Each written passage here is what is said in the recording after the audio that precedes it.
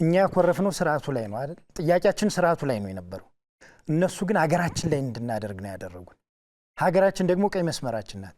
ቀይ መስመር ብለን ያወጣናቸው ነጥቦች አሉ። ለምሳሌ ህዝባችን፣ መንግስት በራሱ ቀይ መስመር ነው ብለን የተነሳ ነው ስንነሳ። ምናልባት ግልጽ ለማድረግ ያክል መንግስት ሲባል አንድ ሀገር እንድትኖር ከተፈለገ ኦቶክራትም ይሁን ዲሞክራት ጠንካራ መንግስት ያስፈልጋታል። እነዚህ አካላቶች ግን ስርዓት ገልስሰን ስርዓት ሜክ እንድናደርግ ሳይሆን አድቫይስ እያደረጉን ያሉት ስርዓት ገልስሰን ስርዓት የሌላት ሀገር ሜክ እንድናደርግ ነው። ሌላኛው ህዝባችን ነው። ህዝብ ቀይ መስመር ነው ብለን ነው የተነሳ ነው። ግን ህዝባችንን ታርጌትሊ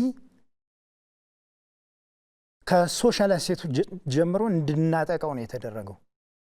ማህበራዊ ተቋማቶች በተጠና መልኩ ተመቱብን።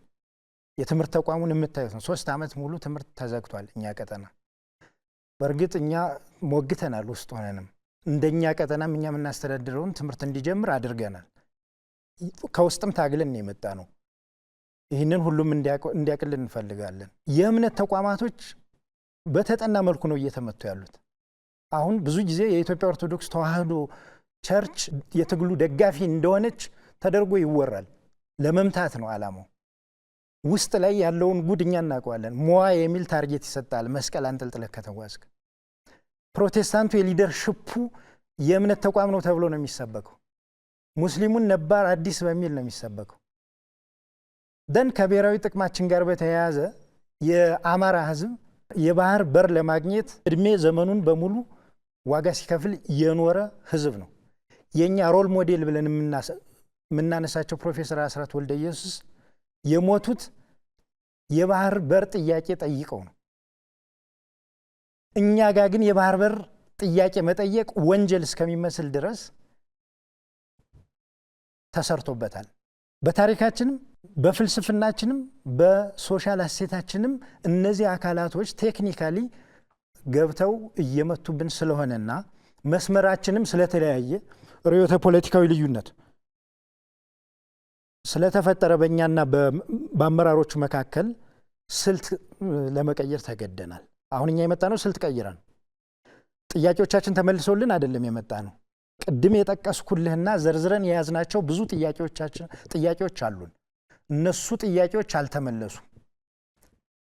ግን አሁን በነበርንበት መንገድ ብንሄድ እነዚያ ጥያቄዎችም ሊመለሱ ስለማይችሉና እኛም የያዝነው መንገድ ቅድም ያነሳውልን ቀይ መስመሮች የሚያጠፋብን ስለሆነ እና ሀገራችንን ልናፈርስ ስለሆነ ስልት ቀይረን ወደ ጠረጴዛው መጠናል።